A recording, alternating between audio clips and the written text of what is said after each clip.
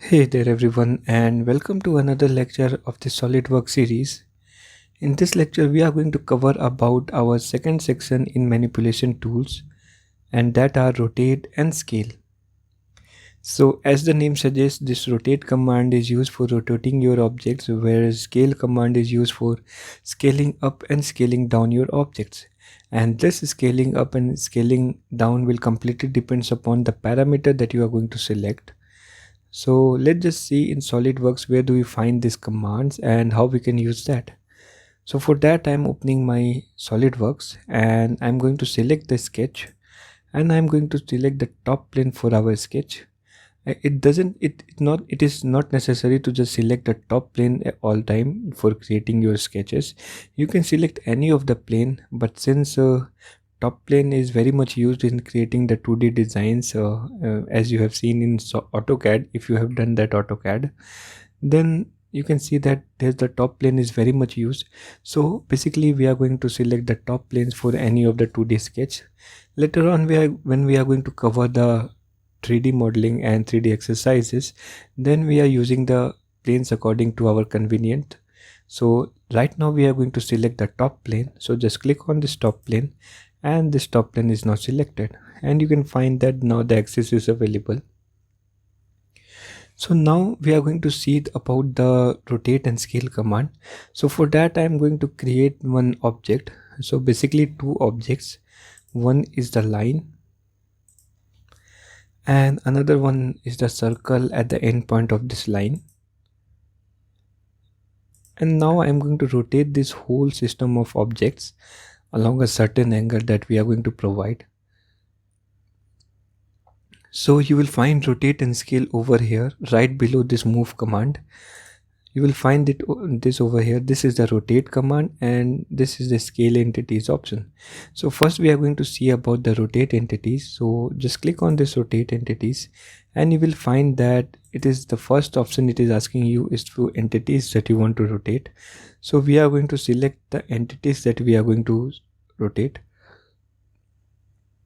So by default it has been selected an arc over here because the arc was previously selected. So right now I'm going to just delete all the sections over here and make this section clear. So for that, in any of the tool which you are using in SolidWorks, if you want to clear out this box, then you can just right click over that box and you will find a clear selection option will available over here. So just click on that and all the selections in that box is now cleared.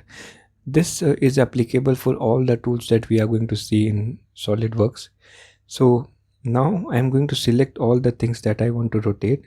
So here I'm going to select the line and this circle again. So basically the two objects are now been selected.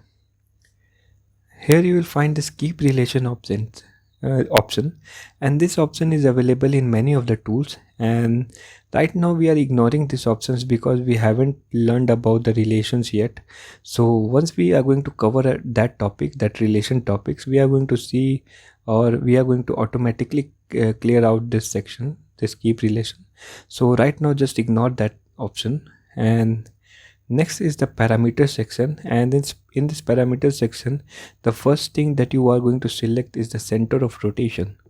So this center of rotation is that point along which the object will going to rotate.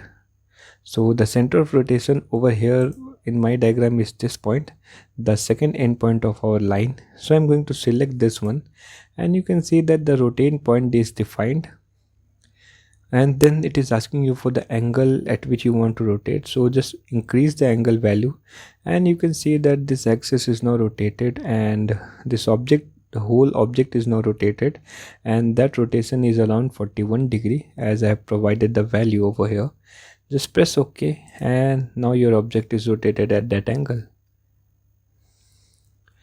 So similarly, if you want to, I'm just pressing the Ctrl Z and I'm again going for this rotate section over here, and then I'm going to select this whole two objects, and then for the center of rotation I'm going to click on that, And if I'm going to provide the rotation value, you can see that the rotation is along the anti-clockwise direction, and SolidWorks will always going to have the rotations along the anti-clockwise direction. And if you are going to decrease the value and the value becomes in negative sign, then you can find that the rotation is now in clockwise direction. So basically the sign over here that the angle is prefixed with, that sign indicates the angle or direction of rotation, so whether it will be a clockwise direction or the anti-clockwise direction. So if the value is prefixed with minus sign, then the object will rotate along the clockwise direction, or else it is will going to rotate along the anti-clockwise direction.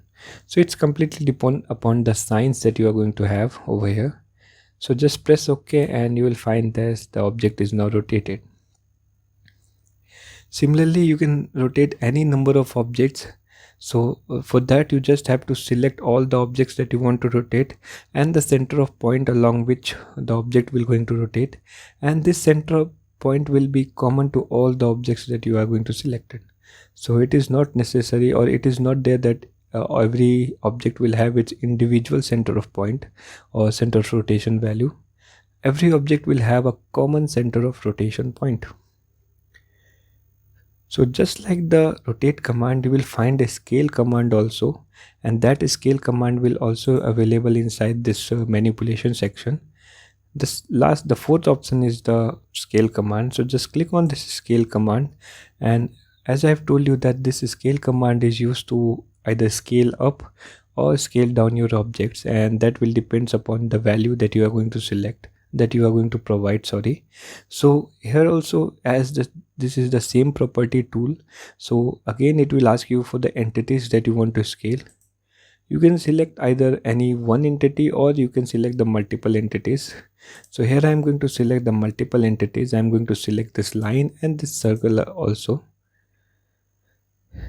Then the next section is the parameter section, and this parameter section will have the scale about option first, and this scale about option is just a point along which the body will going to be scaled up or scaled down. So this point will going to be a constant point, and along this point only the whole body will going to be scaled. So just select the center point, this end point of this line as the scaling point. Then it is asking you for the scale value. Now the scale factor is 1.5. It means that the object will have the 1.5 times of its original object. So you can just provide any of the value from here. Either you can provide it less than 1, and if that value will be less than 1, then that value will be scaled down, or it can have the scale up option that can make the value scale up. So it depends upon your selection. So now you can see that I have just selected the value, then I'm going to press OK, and this dialog box is appearing. In your SolidWorks it will not going to have this dialog box, and this is the warning system that my system is running in a critical memory. So just ignore this dialog box whenever it will going to arise. So I'm just making this as no. Yes, I want to just continue it. So you can see that now this object is now scaled up. Similarly, you can just go for the scale entities again and just select the entities that you want to scale, and the scale point will be this again, and now you will find a copy option over here. So what this copy option will do, it will just make the copy of your object. So just tick mark over that, and you will find that the object will now going to be scaled, but the real one will be at that same scale, but its copy will now going to have the scale. You can just select the multiple copies like this. You can just have 2 copies, 3 copies like that. And what this copy will now going to do, it will just have 3 copy at the scaling of 1.8 times each. So just press OK then, and you can see that now you have the initial value as well, then the second 1.8 times of scaling, then the third one 1.8 times of scaling. So this is how a scale command works. So with that we complete this section, and in the next section we are going to see about some more kinds of tool. So that's all for this lecture, and I'm going to catch up you in the next one.